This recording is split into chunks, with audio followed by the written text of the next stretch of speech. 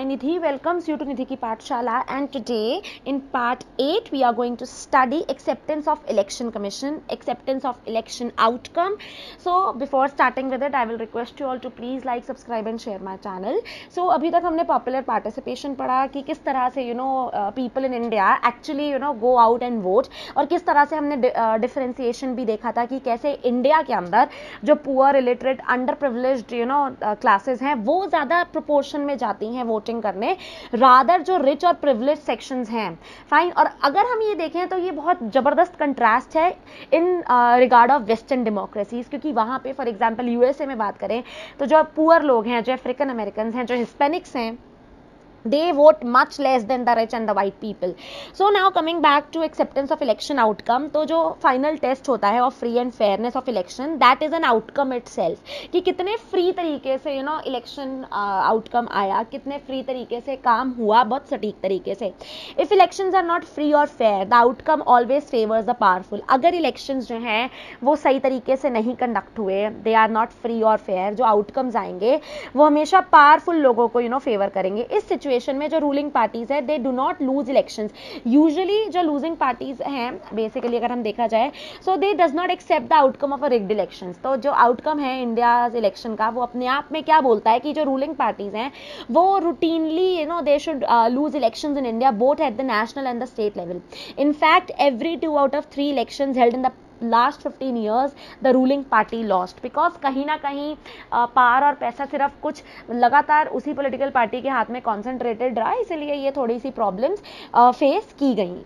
अगर हम यूएस की बात करें तो जो सिटिंग इलेक्टेड रिप्रेजेंटेटिव हैं वो they rarely loses an election. India में अगर हम देखें तो about half of the sitting MPs और एमएलएज लूज इलेक्शन. तो ये एक डिफरेंशिएशन का पॉइंट है.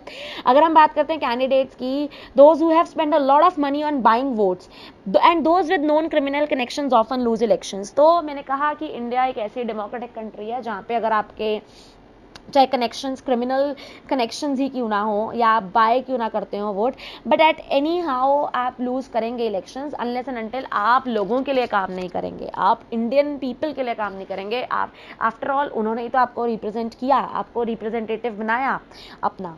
अगर हम देखें तो barring very few disputed elections, electoral outcomes are usually accepted as people's verdict. बहुत कम सिचुएशन ऐसी रही होगी जब हम देखें कि कुछ डिस्प्यूटेड इलेक्शन रहा, बट इलेक्टोरल आउटकम्स जो है they are usually accepted by even defeated parties as well as people verdict.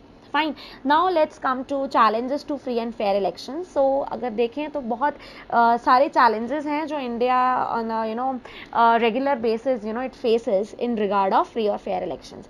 So all this leads to simple conclusion कि elections in India are basically free and fair. अगर हमने अभी तक जितना पढ़ा उससे हम इस कंक्लूजन तक पहुंच गए कि इलेक्शंस जो है इंडिया में वो फ्री और फेयर होते हैं. जो पार्टी होती है that wins an elections and forms government does so because people have chosen it over it rivals. Of course जो रूलिंग पार्टी है, जो सरकार जिसने बनाई है, उसने कुछ अच्छा ही प्रदर्शन किया होगा, उसने अपने काम से लोगों का मन भाया होगा, तभी उसको इलेक्ट किया गया, वापस से रूल करवाया गया, रूलिंग पार्टी बनाई गई over the rivals.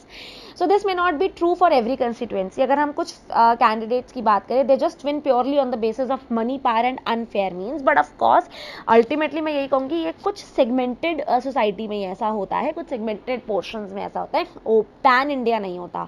But the overall verdict जो अगर हम देखें of general elections still reflects popular preference. But अगर हम general elections की बात करें तो तब भी popular preference को ही ध्यान दिया जाता है, popular preference पे ही जोर दिया जाता है.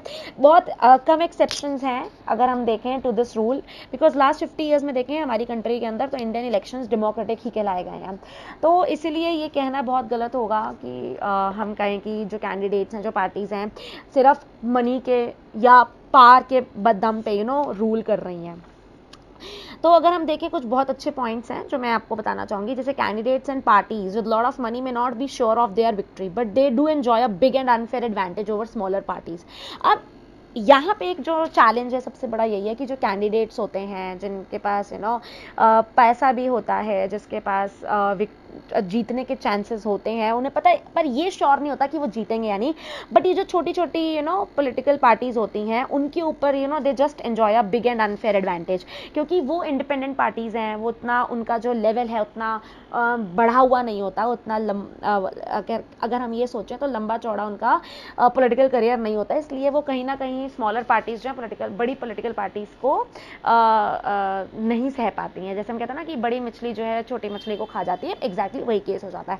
अगर हम बात करते हैं in some parts of the country जो कैंडिडेट्स हैं with criminal connection have been able to push others out of the electoral race, तो अगर हम बार बार कहते हैं कि जब नॉमिनेशन ऑफ कैंडिडेट्स की हमने बात करी कुछ पीछे 2 पार्ट्स पीछे पार्ट 5 में, तो मैंने आपको बताया कि किस तरह से अगर हम क्रिमिनल कनेक्शन की बात करते हैं, जिन लोगों का जो कैंडिडेट्स हैं जिनका क्रिमिनल कनेक्शन है, वो अपने आप को फिर भी इलेक्टोरल रेस में ले आते हैं और वो एक सिक्योर टिकट रख लेते हैं फ्रॉम मेजर पार्टीज, क्योंकि उस पर्टिकुलर एरिया में उनका दबदबा होता है रिस्पेक्टिव कि उनका क्रिमिनल कनेक्शन होता है। तो अगर देखें तो कुछ ऐसी फैमिलीज भी होती हैं जो they tend to dominate political parties, tickets जो है वो डिस्ट्रीब्यूट हो जाती हैं अपने रिलेटिव्स में फ्रॉम दीज फैमिलीज। अगर हम देखें तो एक एग्जाम्पल कांग्रेस का हम ले सकते हैं, क्योंकि ये तो जो है फैमिली पार्टी ही है, फाइन। तो इस तरह का जो है कंटिन्यू नहीं रहना चाहिए ट्रेंड, क्योंकि जो फैमिलीज हैं वही अगर अपने लोगों को ही पार्टी टिकट दे देंगी तो एक तरह का हेजेमनिक कंडीशंस वहाँ पे क्रिएट हो जाएंगे।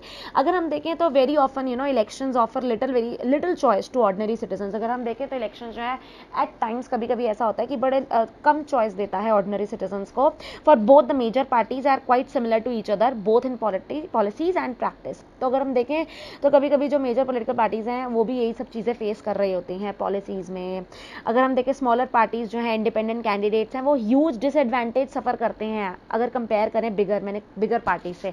मैंने कहा ना कि इसका हम छोटा सा एग्जाम्पल ऐसे समझ सकते हैं कि बड़ी मछली छोटी मछली को अगर देखें समुद्र में खा जाती है, तो एग्जैक्टली यही होता है कि जिनके पास पैसा है पावर है, तो बड़ी पॉलिटिकल पार्टीज जो हैं वो छोटी पार्टीज को सस्टेन नहीं करने देती हैं वहाँ पे।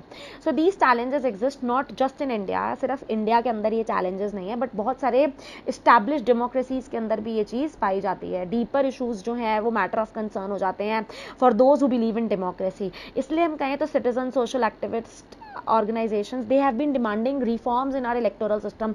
हमेशा हम कहते हैं कि इंडिया का पॉलिटिकल सिस्टम ऐसा है जहाँ पे डायनामिज्म को फॉलो करना बहुत ज़रूरी है। ऐसा नहीं है कि हम स्टैटिक हो गए, हमने कहा जी कोई अमेंडमेंट्स लाने की ज़रूरत नहीं, कोई चेंजेस लाने की ज़रूरत नहीं, which is wrong somewhere. So what can an ordinary citizen do to face these challenges? तो of course at the end अगर मैं बोलूँ तो इंडिया का जो पॉलिटिकल सिस्टम है काफ़ी बेहतर है बहुत देशों से, बट और बेहतर होने का स्कोप है।